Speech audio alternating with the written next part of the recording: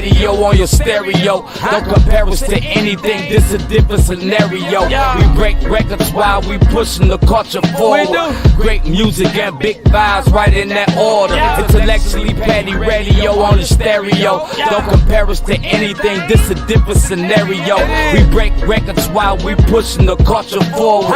Great music and big vibes right in that order.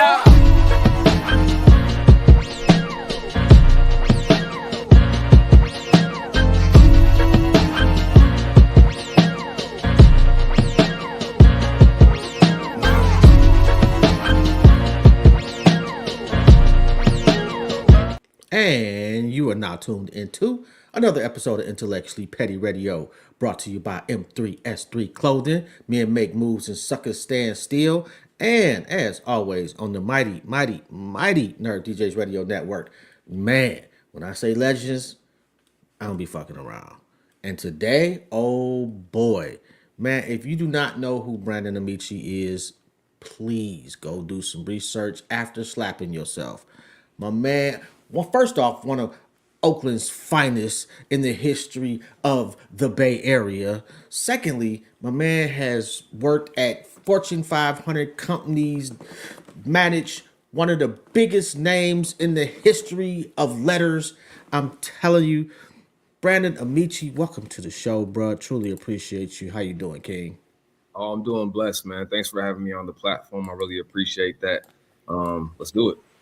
What's up, man? How's your family? My family is good, man. Appreciate you asking that, man. My family is good. My name actually is Nigerian. A lot of people don't know that. It's actually pronounced Amechi. I think a lot of people have that Italian swing on it, say Amici a lot, but it's Amechi. And my father's here. My mother's here. I'm here at the house. Got the fiance here. So the family as well. That's dope, man. Only God knows tomorrow. My bad for the mispronunciation. But I did know that Pops is a chief too, right? Mm-hmm.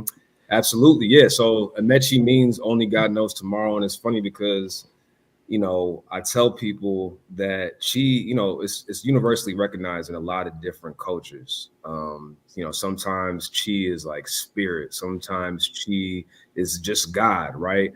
And, working with 19 keys, which I'm sure we'll get to, I look at myself as 19 keys in the sense that like we all have keys that can be unlocked for people, but I just call mine cheese because a chi is like a key, right? So it's something that unlocks. It's like a spirit. It's an energy. It's enlightenment. That's what it represents to me. But my father is a chief in the Imo state of Nigeria. We're Igbo. And, it's more of a cultural position than it is like a political position or anything like that. He's here in the States, though, and goes back to Nigeria a lot to handle business that's required of a chief. So yeah, man, I've always had that in my bloodline. That's pretty dope. I got a chance to meet you at Savior's Day and kind of watch you in action, too, which I get the success. Because you can see the intensity and the discipline in just a short amount of time. Born like that or raised like that? I think it goes back to my father again. Being a chief, being somebody that's responsible for, multiple brothers and sisters, having a large family, being the first one to come to America and being selling his motorcycle for a plane ticket to become an ice cream man and then get into, a real American dream story of getting to success and, hard work, taking care of your family, taking care of your tribe. Those are things that I think were just instilled in me from a young age. And I always gravitated towards anything that I could do that was in a leadership role. It's just a part of who I am now. And we have a lot of great people on our team. Our circle is, it's not the biggest, but it's strong, and it's tight. And in order to keep a small circle together, you have to just make sure everybody has the same mission, the same values, and is in alignment, So there's a lot of management, but it's all about getting from A to B, Everything's not going to be an easy straight line. You're going to have ups and you're going to have downs, but it's just all about getting from A to B. And I look at the role of a producer or a manager, like that's the main responsibility. Just get it done. Whether we have a tour and we're going on stage and we're doing events and there's unforeseen circumstances that happen. You got the show must go on, as they say, right? So you got to get things from A to B, and I've always had that in me. Are you where you thought you'd be when you were, let's say, 15? That's a good question. I think a lot of kids have the typical dreams of athletics and things of that nature, becoming a professional athlete. But I just always saw myself as being in some sort of leadership role. Early on, I had an affinity for movies, for looking at even things like music videos a little bit differently in terms of like the stories that were being told in them. And I knew that I always wanted to be involved in storytelling, but my path to my professional career was through accounting. And when I got into accounting, I had a very, very clear path of, the school that I chose, the path that I chose. I knew I was going to get into an internship program. I knew I was going to have an opportunity to work at one of at the time, the big four accounting firms. And, I started my career at Ernst & Young, which is now EY. Which is crazy, by the way. I'm sorry to cut you off, but if people do not know, like, that's like serious shit right there. Oh yeah, absolutely. It's the top accounting firm in the world, and especially not only the top accounting firm, but where I worked at in the Bay Area, San Jose was, one of the top offices, with all the clients being Facebook, Google, Apple. Those are all the companies that are in the Bay Area, right? So it's a different intensity between even the buildings that you go in a company like that. And that was definitely one of the top ones. But I always had a vision of starting my career in accounting because I always thought accounting was the language of business. And I didn't want to get into, I always had visions of being a leader or getting into management, but I didn't know what you can really do with a management degree. Like you're not going to come out of school just managing a big company, right? So I thought accounting would be a great stepping stone to get to where I wanted to be. And from there, you just have to follow the signs and let your life lead you where God wants you to lead you. It's not just about yourself and how you think things are going to turn out. It's about, looking at the opportunities that are around you, paying attention to the time that you're in. And when the opportunities reach the time, then you can make a lot of, legway in getting your actualization done and finding your purpose. So I was able to do that, I would say, in my life. And I'm thankful for that. When did you decide to leave Ernst & Young? And was there ever a time where you like, oh shit, I think I may have made a mistake?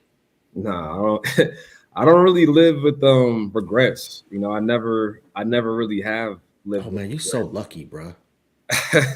Yeah, I mean, hey, I am blessed. I am blessed. I definitely am blessed.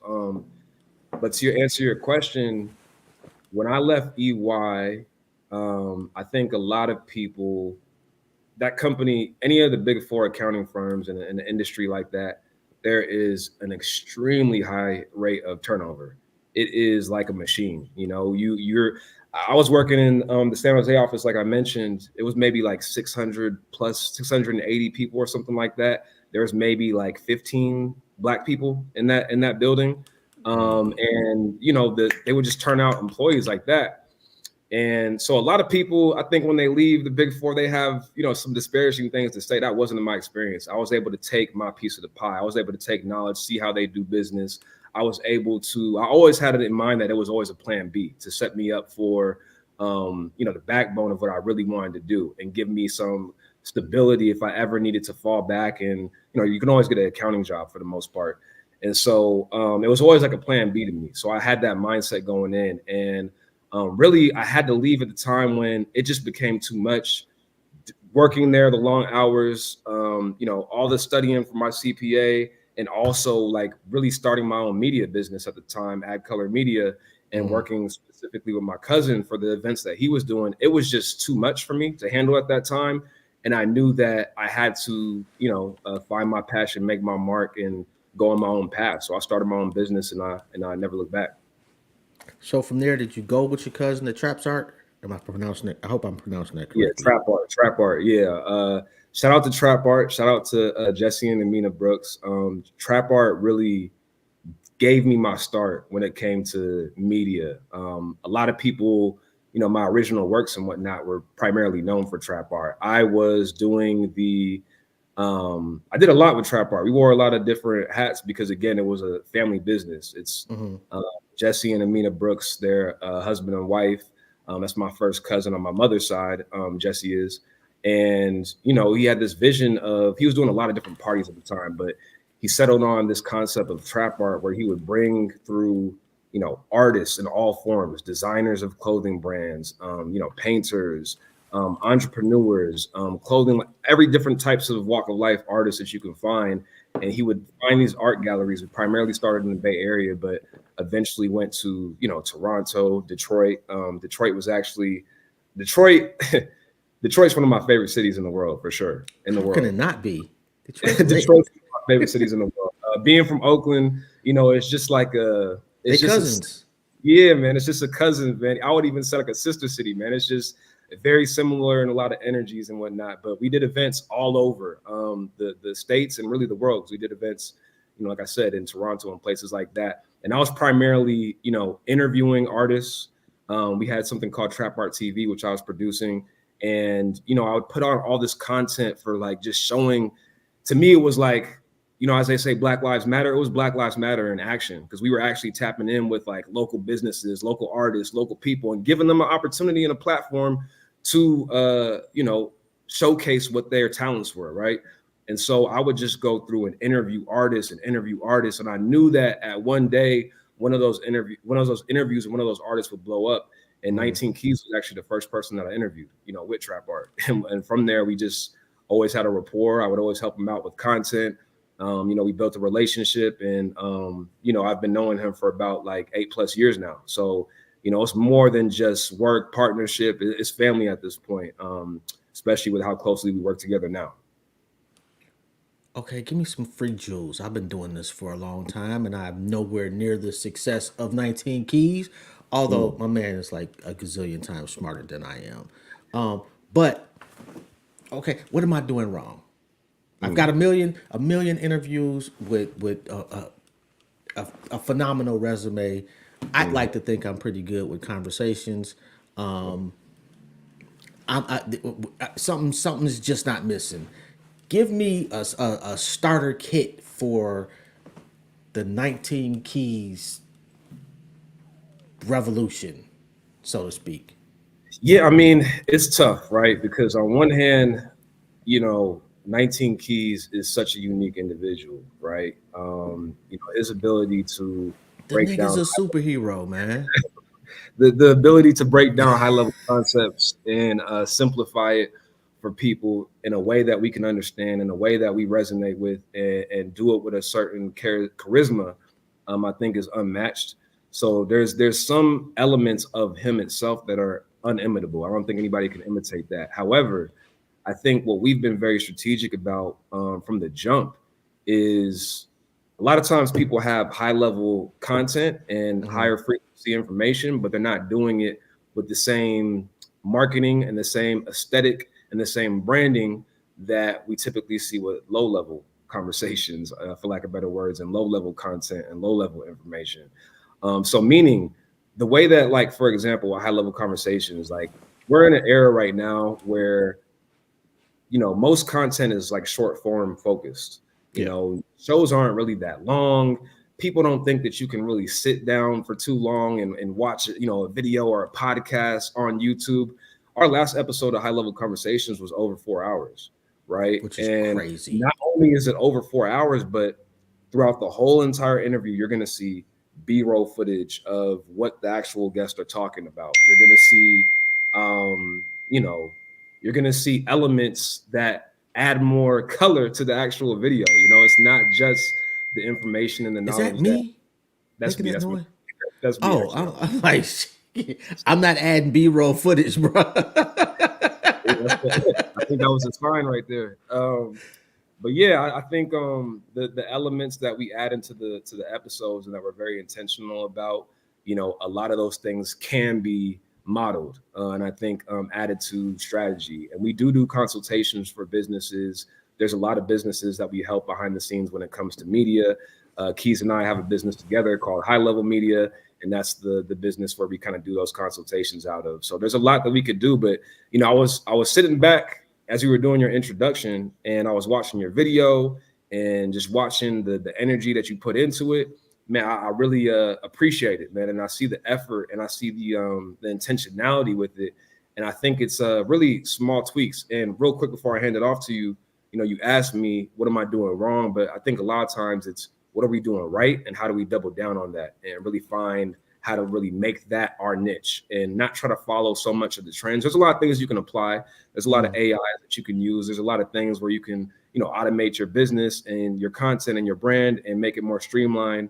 But you got to figure out exactly what makes you stand out and, how you can make that something to double down on. And what I found is the unfortunate part about it is the really successful influencers, managers, strategizers cost a lot. And it becomes a have and have nots. And it's not like, I'm not saying people should give away information for free. That makes no sense either, because you got to eat, you got a family to support. But it also makes it way more difficult than necessary. Like I'll see some of these. I've tried to reach out to some people, and the prices are just like, bro, I had to take out a second mortgage or some shit or sell my car. And Right. I'm doing all right. I can't imagine somebody that's like working at McDonald's, on the West Coast, trying to. It's almost it's a really almost an impossible situation. Fair or not? I would say so much of we, especially when you're doing a conversation based show, a lot of times we focus on the conversation as opposed to the guests. So when we strategize like who to get on and filter through like what makes the most sense in terms of our timeline and what season we're doing and who we're looking at, a lot of times we're looking at the topics that we want to touch on, right? And I think when you focus on like the actual topic, you can find people in that industry or in that area or in that element that maybe aren't the most popular, but they have a wealth of information that can add to what you're going for and what the conversation that you want to have is. And so I think it depends on like what type of show you're doing and those sort of things. But you can find people that like give you an establishment like, okay, this person, when it comes to like talking about masculinity and how men should act in 2024 and beyond, like he has a lot of content with these thought leaders in this space. Like, I want to be on this space now. You can almost make them come to you as opposed to going to them. And I think another thing with the two that I would mention to answer, a little bit of that thought process is making sure that when you do have people on, you have a great experience, right? So it's not just necessarily bringing somebody on the show, but let's say you're doing an in-person interview. We had just filmed with Nehemiah Davis, shout out to Neo, in Atlanta a few weeks back, and just his whole set, his team, the presentation of everything. They asked us, what do we want to eat ahead of time? What was just the whole experience was so A1 and on point that you're going to want to come back. You're going to want to tell people about the experience you have. I'm talking about it right now, right? So, word travels fast when you build up that reputation of just, A1. I always look at things of being in service of people. So like, what can you contribute to them? How can they benefit from your platform? And, going from that angle, as opposed to like, I really want to get you on and, this is all for me. Like, what can you add to them? I think it's a better approach. How many companies have you actually started? So myself, I've only had my media business, which is Ad Color Media. I've been heavily involved in a leadership role with Trap Art, which I mentioned before, and then now we have High Level Media in our High Level agency as well, our AI agency. So those are the only companies that I've been involved with. Keys, on the other hand, has a lot of businesses that he works with, and I am integrated in those businesses to help out with various things. He has his Goldwater business, Crown Society. He's had BWO. He's had multiple businesses that he started over the years. So he's definitely much more of a serial entrepreneur, but I'm kind of more, focusing on honing in on what I have and making sure that's the best that it can be. And so what exactly is Ad Color Media? Yeah, so Ad Color Media is the business that I started after I left my career in public accounting. It is a full service video production company. The whole vision for it was to, I felt like at the time, working in corporate America, and I think a lot of people resonate with this experience. I was essentially living in the gray, as I like to call it. Life was kind of black and white. You get up, You go to work, you come home, you eat, you go to sleep, do the same thing, and just you don't feel like you're adding your imprint on the world. You don't feel like you're doing what you're purposed to do. Yeah. And so, I knew I always had a passion for storytelling, so I wanted to get into the business that way. I actually started the business with a mentor and a good friend of mine at the time, Sham Green. So shout out to him, who, he was kind of doing more of the creative and I was doing more, from a business background, just the producing of shoots and putting things together and like all the kind of behind the scenes things that you don't necessarily always see. But in doing that, I kind of found my color, I found my impact on the world. And it was something that I wanted to, do my best to capture people's stories and make sure that they were, pursuing their passion. I always say, you're a uniquely talented individual. There's never been somebody like you in the history of the world, and there never will be ever again. So find your passion, make your mark, and add color. That's what the whole business is about. You really think that though? I really think that. I 100% think that. Nothing is random in this world. Everybody has a purpose. Everybody. God doesn't make mistakes. Every single thing is intentional. And a lot of times we're doing things that are not in alignment with our purpose. And that's the worst thing that you could do. I think in the book, The Alchemist, they talk about, I'm paraphrasing, but like, there's never a bad time to try to reach your actualization. There's never anything against you finding what your purpose is. That's always the most virtuous thing somebody could do.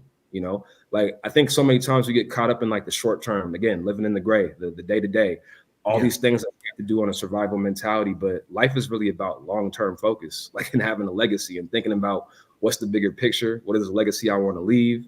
And I feel like everybody has a unique skill. Everybody has a unique offering that they can bring to the world. Oh man, I think some people just stupid. I mean, I didn't say some people weren't stupid. But hey, you know what? It's funny. Let me challenge you on that. So, the concept of like a class clown, right? Mm-hmm.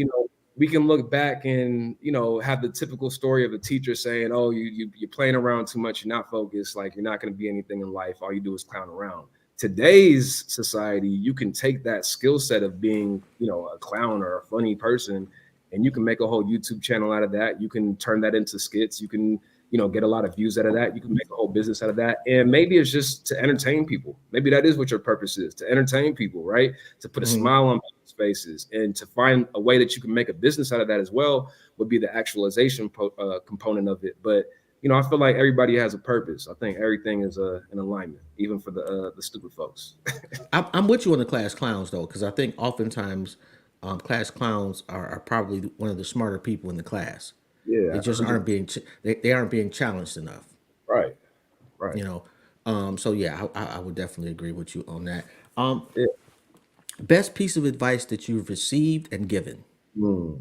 Best piece of advice. It actually came from when I was in high school, and this is just the one that's coming to mind. But when I was in high school, I went to a very small college prep school. I'm from Oakland, California, but the school I went to was like an hour plus away. It took me damn near 2 hours to get to school every day. My parents didn't want me being, in Oakland. And I remember at the time, like a lot of my peers were, they were going through the process of putting together our college letters or whatever the case is. I forget exactly how you call it, but you basically had to have your statement about like, some sort of creative piece of copy that you had to write to, basically have the colleges consider you. And I had talked to my college counselor at the time, and I asked her, I was like, what do I say on this statement to get these schools to, accept me, to get these schools to bring me in? And I'll never forget, she told me, whatever you say, make sure it's authentic to who you are, because if you are authentic and you don't get selected, then why would you want to go there? And it always stood out to me about just be yourself, because if you're faking in life and you do things where you get acceptance off of you faking, then that's the worst situation you're going to be in, because that's not even who you are. So if you're always yourself, you're always going to be in the best position to live a life worth living, where you don't have to stretch. You can stretch for a little bit of time. Sometimes it's like, fake it till you make it in certain situations where you want to, be perceived as more successful than you are, things like that. That's fine if you can, fake it till you make it, so to speak. But ultimately, you want to be comfortable in who you are and what you bring to the table. So That was one of the best pieces of advice I ever got. What's the best piece you've given? The best piece of advice I've given.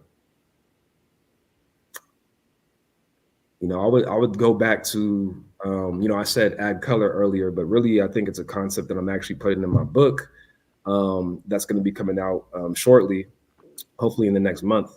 But the book is titled "Nothing Is Random," and I think that really is the concept that it's like my philosophy for life. It's the one thing that I always want to leave with people is I think that people think speaking to God is like, I say something, I ask for something, and I get direction back, and he says something back. And it doesn't really work like that. I don't think.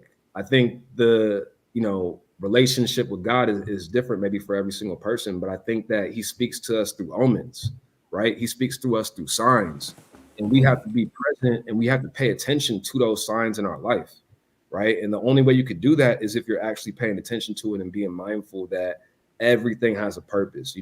Even the challenges you go through in life, even the negative times, the bad times, the times that you're not proud of, whatever it may be, it's still a stepping stone to get you to where you need to be.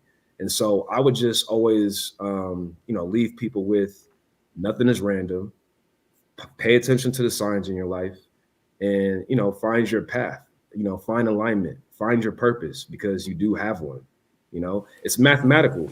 It's mathematical. Nothing is everything in the universe. You see these ancient symbols like the number 6 and how all these different things in nature have that natural sort of formation and whatnot. Like everything has its purpose, from nature to people to everything. So you really got to find out what your purpose is. And I think that nothing random concept is what I would leave people with. I had a conversation with somebody recently, and I said, I don't think I know how to pray. Mm. Like I don't. Like I have my standard. I say the same thing every night when I'm praying, and in my mind, I'm like, I'm thinking to myself, like God has heard this a gazillion times from me. I know He's getting the same call from 8 billion people, and then there's some times where I just have a conversation. Is there a right or wrong way, in your opinion? I do think there's a wrong way.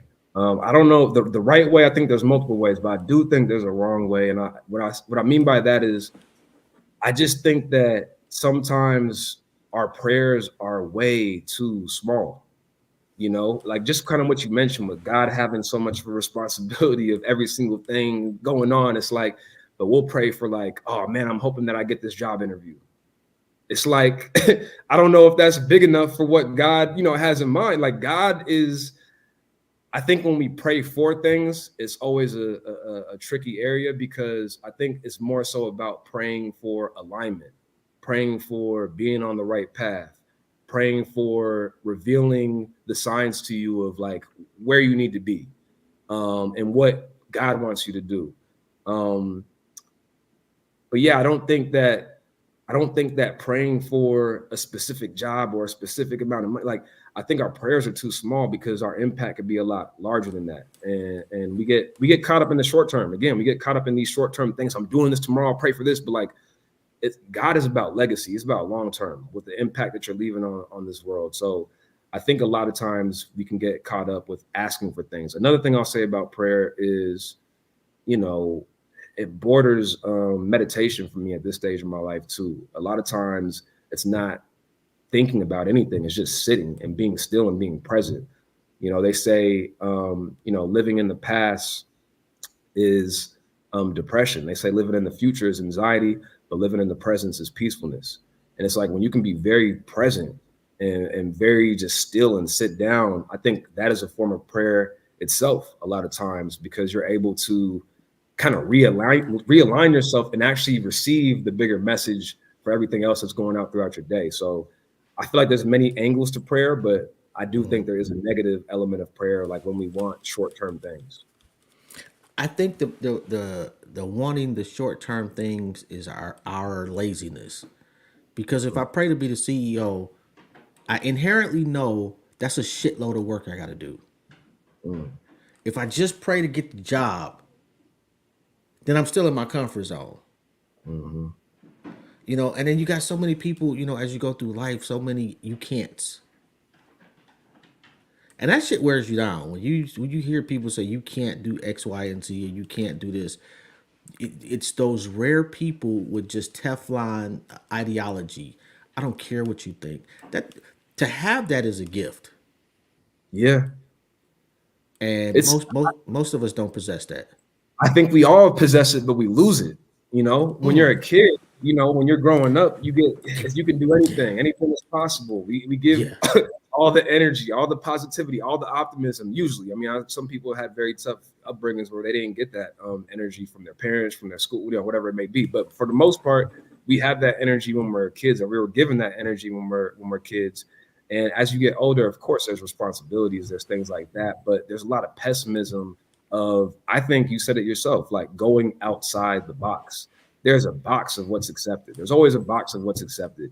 And if you have a path that's slightly outside of that, you know, maybe the older generation, your parents. I know I've had, you know, challenges with my parents and kind of expressing you know, kind of the vision, and they're still, you know, they're from an older generation, so they don't understand fully like this YouTube, you know, all these things and these new social medias, but they're like, oh, you're able to make a living for yourself. So I see that. But you know, when you're coming outside the box, there's a lot of resistance, yeah. right? There's a lot of resistance from people. Just they kind of, you know, one of my favorite quotes from Keys is, sometimes people who are closest to your light get blinded by it, but it's the people that are the furthest away who can actually see it. Meaning, sometimes it's your parents, your family members, you know, your partner, whoever, that may not see the ultimate Oh my vision of god. what you want to do. But because Yes. that light is so bright, the people behind it who aren't necessarily like, you know, your close immediate family and friends, but people who see what you're doing, they'll find that tribe, gravitate towards you, and it'll just continue to grow and it'll be illuminated. So you have to still push through that initial layer of maybe pessimism, doubt, challenges, etc., to really find your pathway and get that, you know, childlike mindset of being able to manifest your dreams. You know, this is a playground that we live in. This life, it's a game. You know, we got to find that a little bit more and take risks, take challenges, go outside the box. You know, again, I hate to bring back the same concepts, but bring color to your life. You know what I'm saying? Don't live in this black and white. Bring color. What makes you happy? You know what I'm saying? What are you passionate about? I think happy is like a way I don't want the framework to be. What are you passionate about? Because I think that too is a luxury. I think passion is a luxury. Not everybody has it. I think men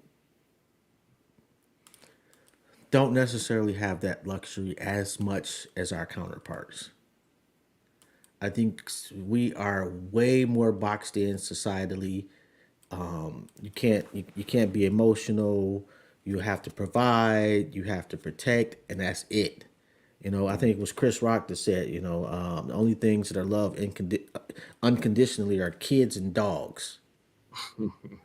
You I've know, heard and it to, you know, to an extent, like it's just it's a it's a thankless experience to a large extent. And sometimes, you know, like when I started doing this podcast and shit, first off, nobody was doing podcasting. Secondly, I'm old as shit. I'm not supposed to be doing this. I just enjoy having conversations with people. mm, But it's a difficult thing to do when nobody thinks you should be doing it. For one, for two, I'm not making any money, mm. and I just can't not do it. Mm-hmm. I So love that. at some point, somebody, you know, something random will happen, like, and it'll all be worth it, I guess. But it's already worth it to me. And more importantly, like you touched on something, like a unsupportive circle Mm-hmm. that breeds, like, success requires selfishness, Mm.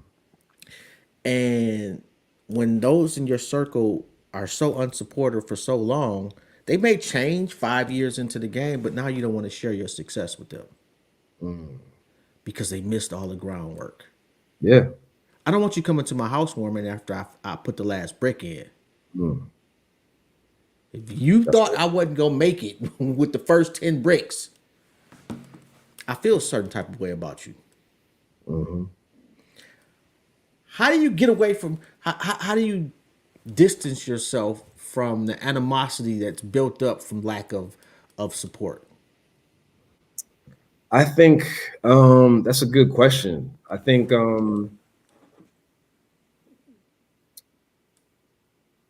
there's that element of proving someone wrong versus proving someone right. And I guess the concept of proving someone right would involve finding your actual tribe and finding the people that believe in you, finding your community.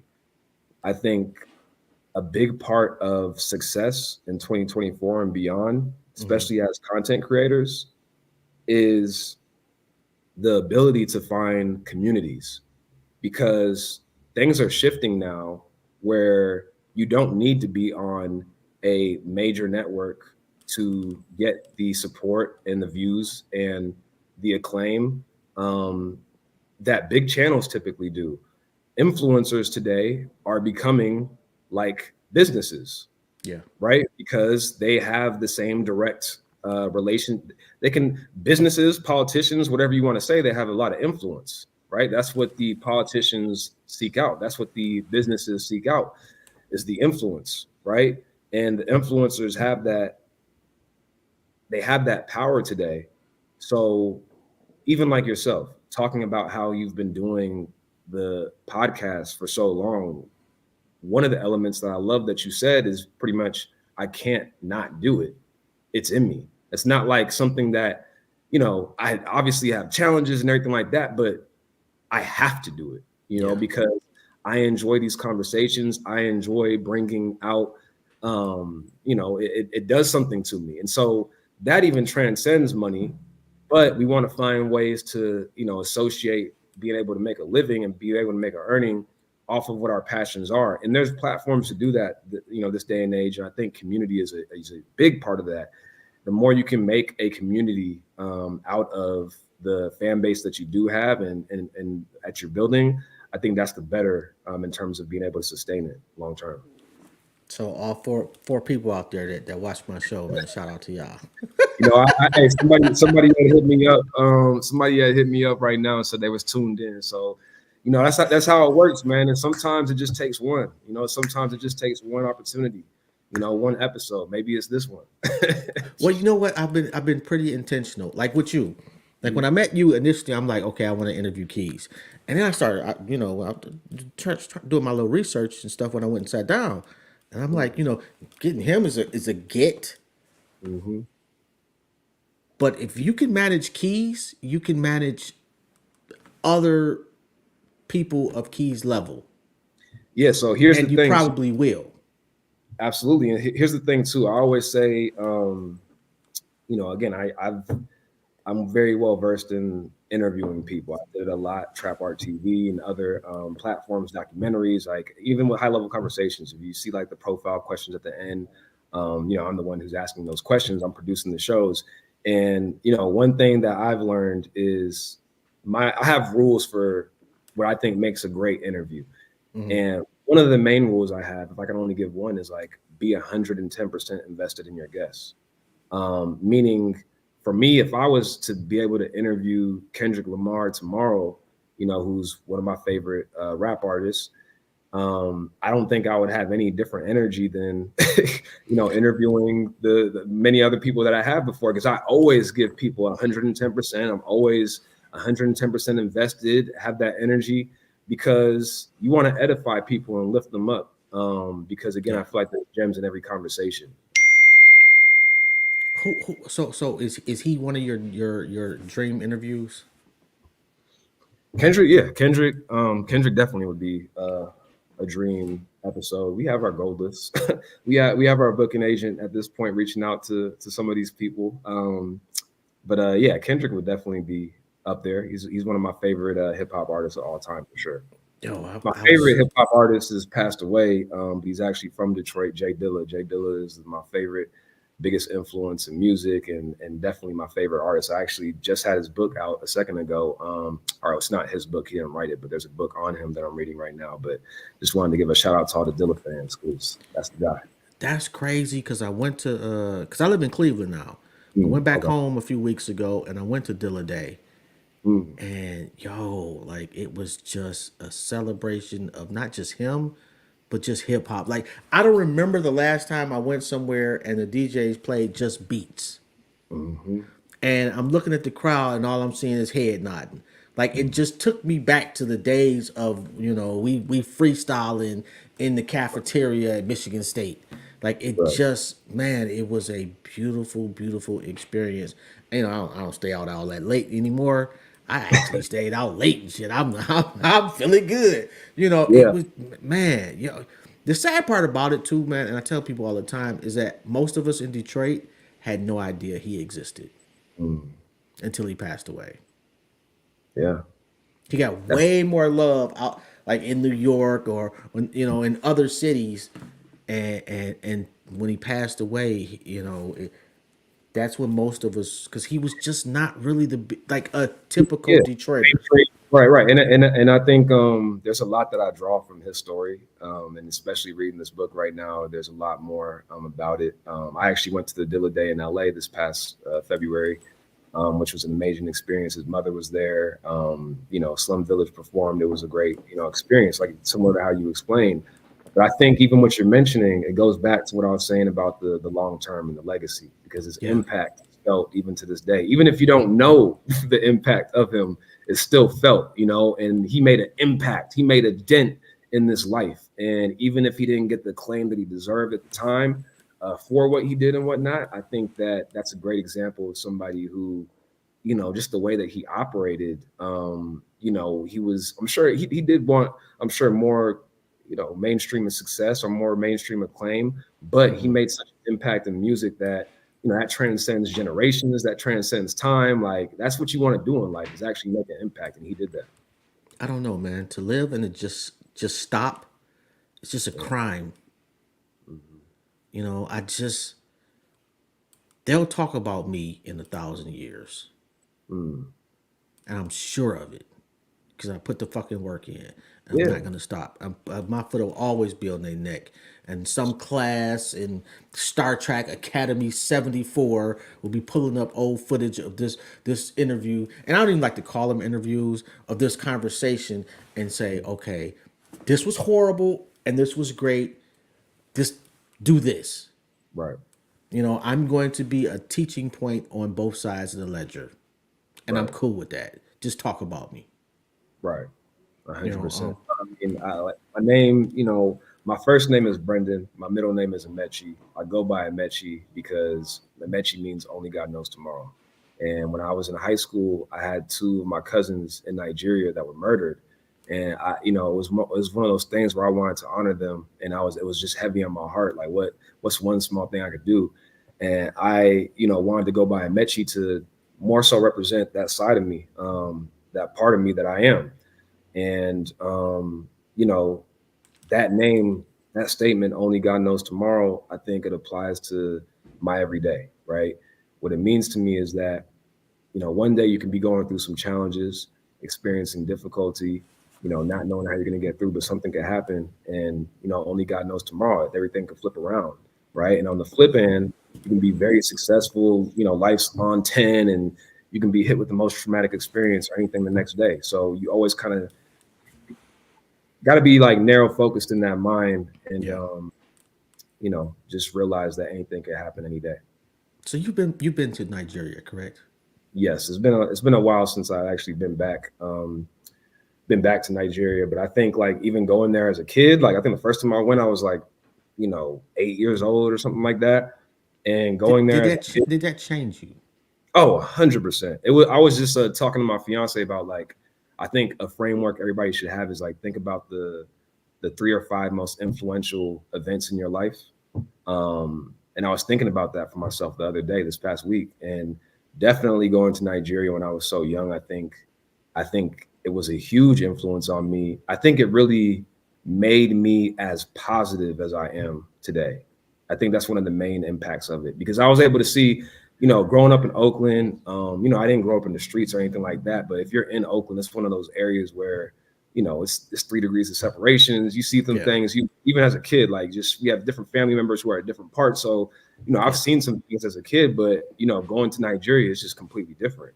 Going to the villages and seeing that the people didn't have much. Like a lot of my cousins, we playing soccer barefoot with no goal, but just putting some rocks up, but they had this joy, right? They had this joy that was unmatched.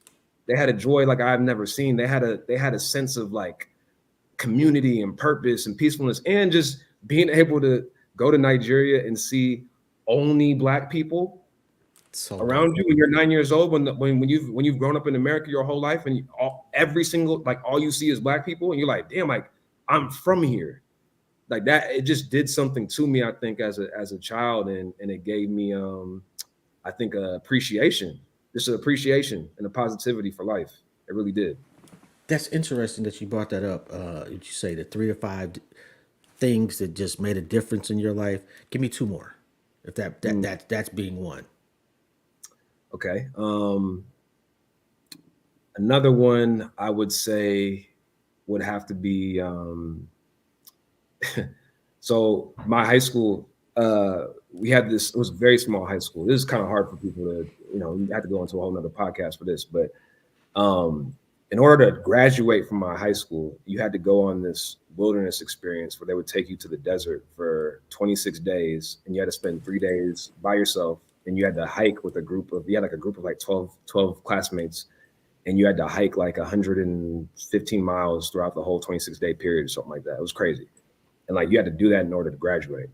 And just that experience of being out in, I went to Death Valley in California, and being in the elements, and having to go through that, and you know just still showing leadership characteristics amongst my group and whatnot. I think that definitely kind of, in terms of leadership, I think that helped galvanize all of my leadership energy, and really solidify that, like, I know that whatever situation I'm in, I can be somebody who's counted on to get us from A to B. So that was really influential. And another one I'll throw out is just, um, I would say, my experience with trap art. My experience being able to, build really a cultural movement, and be a part of that. And to, and trap art's still going to this day. It's not like it's over. It's still going on to this day. But to be a part of the beginnings of that, Hmm. and to have lifelong friends from that, and just to, have an imprint in all the interviews that I did, and all the people that I met, all of the artists. And really, like, when you're interviewing artist after artist after artist after artist after artist, you're going to be affected. You're going to look at things differently. You're going to see Yeah. the world differently. You're going to, Yeah. I always say, like, you know, back in my dating days, one of my pet peeves, or one of my tests, I would talk to a female. I would see like a piece of art somewhere, like maybe a painting or something like that. Would ask her, what do you think about this? And if the response is, I don't know, or I don't really feel anything, I then ain't that's a fucking red with you. that's a red Yes. flag. I don't have Yes. to agree with what your thought is on it. I don't have to But like have it's an opinion. something should happen. You got to feel something, right? You got to feel something. And so I think my mind for art and the way I see the world is so influenced from trap art, and the experience that I had. I mean, I met Keys from trap art. It's one of those things where it just came in alignment and led to the next thing, led to the next thing, led to the next thing. So definitely trap art is a huge part of my story, and one of the most influential things that I've ever been a part of. Yo, I met this young artist the other day, and I'm trying to look up his Instagram. Mm, But this dude, man, when I say powerful shit, I mm, mean, like, to the point where, like, I've had this background for some years now. mm, I'm gonna change that soon to just mm. one piece of his. Yeah. And oh my god! And damn, this dude, I know he gave me his. When I find it, I'm gonna email it to you, because this guy needs to be seen. Because when I say he had things that just, it was so black and so beautiful and so introspective that even if for a white person from Calabasas would understand what he's going for. Mm-hmm. And I Yeah, just I mean, there's so many talented artists, man, and that's another thing I've learned through trap art. There's so many talented artists, and sometimes you wonder, like, man, like why? Back to the Jay Dilla conversation, like, why is this person not as big as they should be? They're so dope, but I think a lot of times, Keys was telling me about how he went to Spain. I think he was at a Memphis Depay party. He's a football player, soccer player from Ghana, and I think he was telling me about this artist who was there. I forget the name of the artist. He's from Africa. I don't know exactly where, but he was explaining how his style of art was so unique, and that kind of established his brand. Like he would kind of just, I believe, like splash things on the canvas and kind of do it backwards, where you didn't really know what was going on. Then all of a sudden, he turns around the canvas, and it's like this, depiction of whoever it is, Muhammad Ali or whatever the case may be. And a lot of times with art, it's in this day and age, it's like finding your niche, finding the thing that makes you different. So maybe your work is great, but it's like, how do you actually package it? How are you giving that experience to people? Those are the things that can separate people and allow for some people to be, these mainstream top level influencer artists, or really people, content creators. You can extend this concept to anything. But I think the packaging of it and finding your niche is such a big element of today's world. And how do you break that wall and become successful? I think that our community just needs to do a better job. I think that like, and what I've noticed is that especially like amongst content creators, when you get to a certain level, you fuck with the other level black content creators. But Mm, I'm not seeing them bring up people. mm, It's like, well, you need to. I earned my spot. We gotta get over that shit. mm, Like when I get to a certain level, I'm going to randomly and intentional. Not I won't say intentional. It's intentional but random. I'm just gonna whatever Sheila's podcast in Milwaukee is. She got 3 followers. I'm gonna hit you up. I want to come on your show. one thing that Keys always, that we talk about is, because I think we do a fairly good job of like reaching out to, podcasts that are lesser known and things like that, or more so being receptive to them, I should say, when they reach out. But one thing that's definitely a requirement, even if you don't have, meet certain budget constraints and requirements and things of that nature, is like the quality of the show. So if he's doing like an in-person podcast or in-person conversation, just making sure the quality is there, because ultimately he can always use those clips and always use, it's just conversations, right? So if the Yeah. conversation is good, he's always can use it. But just wanting things to be of a certain quality so that you can have that experience. So there's a sister who we were at a event that Keys was speaking at in Boston. I forget the name of the event. It's called the Summit, I believe, that we did in October last year. And there was a woman in the crowd who had asked a question to get Wall Street Trapper and 19 Keys on her platform. And they said they would do it if they can do it together. So I've been going back and forth with this woman. I actually just reached out to her yesterday, and I kind of recommended, I'm like, hey, just come out to LA, basically provide the space and the requirements for us to do this at a high level, and we'll get this done. We'll make this happen. And she was very receptive to that, because she was like, it makes sense. So I think people had to think a little bit outside the box sometimes to get those big fish, Yeah. so to speak, but I think it could be done. Yo, man, this has been a phenomenal conversation, bro. I can't possibly thank you enough. I thank you. I appreciate it, man. It's both ways. That's what a conversation is. It's a cipher. It's a build. It's energy. It's an exchange of energy. So I'm super appreciative. If you do look at my page, I'm very much behind the scenes. I'm very much the person though that gets a lot of things done. I'm kind of like the everything man, and a lot of times when you're looking at a lot of these successful people who are up front, who you see every day, there's a whole team behind them, right? Yeah. And that team doesn't always necessarily get that shine. And I'm right now, using this platform even as a stepping stone to get more into the front of the camera, as I transition to doing more and more of these like conversations with my book coming up called Nothing is Random. So if anybody's interested, make sure you send me a message at B_AMECHI, B_Amechi on Instagram. You can find me there. It's probably the best way to reach me, and I'll give you more information about that. But I appreciate you for having me on. I appreciate you taking the time to stop us during Savior's Day and say a few words and be able to build. And now we're here, and I'm glad that we were able to do this. Yo, man, and shout out to Student Minister Troy Muhammad. Savior's Day was very dope. And And I don't know if there's anything I could possibly do for y'all, but if there is, just let me know, bro. it's all about building relationships, man. I have your contact. I have you, in my, contacts, like I said. So we'll definitely build from here. And there's always something, man. I'm sure we'll have an event in Cleveland at some point. We'll be able to tap in, be able to connect, and be able to build. That's what it's all about. That's how we make this thing work. Yeah, hit me up when you go to Detroit too, because I'll be at home all the time. I'll be there tomorrow or We'll be Saturday. back. Right on. On that note, man, again, definitely an honor and a privilege, man. You have a phenomenal day on purpose. Man, I appreciate that. Thank you so much. Blessings. No doubt, man. Have a good one. Yo, man. Y'all already know, man. I only rock with legends over here.